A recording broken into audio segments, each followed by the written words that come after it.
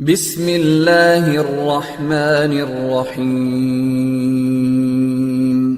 رب زدني علما. Okay, so now in this section, we'll talk about congestion avoidance. So the first we'll talk about tail drop. What is exactly tail drop and what are the issues or the limitations with the tail drop? And then we'll also understand about the mechanisms like random early detection or weighted random early detection. So already we talked about congestion in the previous sections. So, and then to overcome the congestion issues, we'll be using congestion management and the congestion avoidance mechanisms.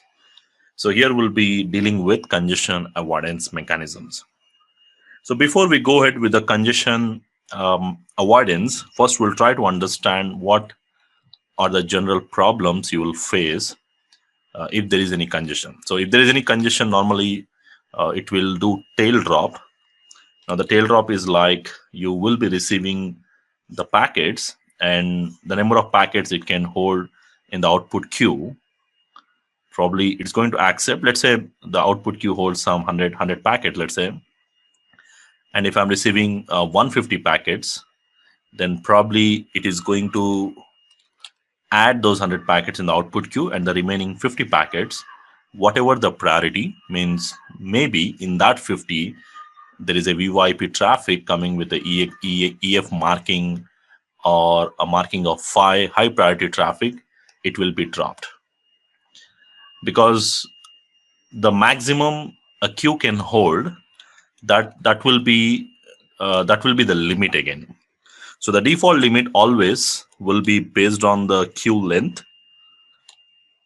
So it can fill to its maximum size. And once it reaches this maximum limit, like in this example, I said, let's say 100 packets. And if I'm receiving anything more than that, it will be simply discarded. So irrespective of, it might be a very high priority traffic.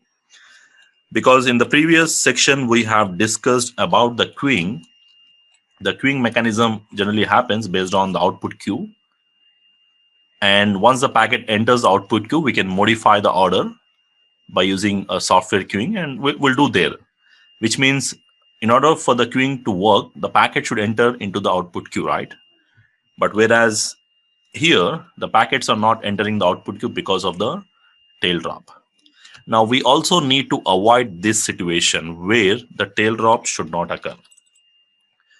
Again, as I said, if you want to verify the number of output queue or the input queue packets, you can use this command, show interface, specific interface.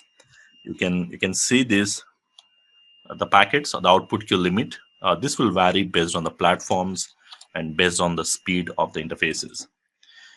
Now, again, the router interfaces will experience the congestion in case if the output queue is full. So which means automatically if the output queue is full, as I said, additional packets will be dropped. And that is what we call as tail drop. And that particular packets which are being dropped can cause some application performance degradation, especially with TCP-based applications. There are some issues like TCP synchronization issue as well as TCP starvation issues. I'll explain this probably in the next slide. So the tail drop, the problem with the tail drop, again, as I said, there might be some important traffic waiting outside to get into the queue, and that may not enter. So with the tail drop, basically when it does the tail drop, it doesn't do any kind of priority. It doesn't check anything by default. There's no differentiation. And there are some TCP-based applications may have some issues with that. Like one of the issue is with TCP synchronization issue. Now this issue happens because a tail drop leads to TCP synchronization. Now basically what this means is when a sender is sending multiple TCP connections, let's say there are some around 10,000 TCP connections which are going through the device. And these all 10,000 TCP connections are running the traffic on any high-speed interface here, let's say. Now, suddenly the queue becomes full here. Let's say the output queue becomes full, which means automatically these TCP connections are not yet done. and automatically once the output queue is full, then it will automatically result in the tail drop. So which means automatically this TCP connections will get disconnected, means what's going to happen to these connections.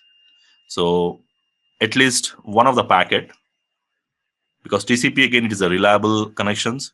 So if any one of the packet is getting dropped, so it will try to resend, which means it will now in case of TCP applications, what happens is it will try to slow down the transmission rate. Again, after some time, again it will increase. So there will be an increase and decrease in the transmission rate for the TCP applications. So when you are running large number of TCP connections, so if there is any simultaneous packet loss for those TCP connections, then that will lead to something called TCP synchronization. So where it will cause many sessions to be dropped at the same time. And again, the TCP sessions will restart. That's what exactly TCP synchronization leads to. So this will have an impact on the applications at the back end because of the resending of the packets and also reconnection which is being established because of the default TCP behavior. Now there's another issue like with TCP starvation issue. Now in the TCP starvation, basically what happens is it occurs generally when all your TCP flows are being stopped, because normally all your UDP traffic will be sent, and if there is any congestion, immediately means if the packets are being dropped, if the tail drop occurs, it's going to stop your TCP applications at the time of congestion. So it will allow all your non-TCP applications like UDP, they will be forwarded, but most of your TCP applications will be stopped for some time. So that will lead to TCP starvation issues. So these are some of the issues you generally happens when there is a tail drop. So we want some kind of mechanism to ensure that in case if there is any drop has to occur, because if the queue is full, definitely it will drop. It has to drop, but we need to make sure that it's not going to drop your high priority traffic. So we want some kind of mechanism to avoid this tail drop and make sure that the queue should never become full. And that's where we use random early detection mechanisms and weighted random early detection mechanisms used to avoid these tail drop issues.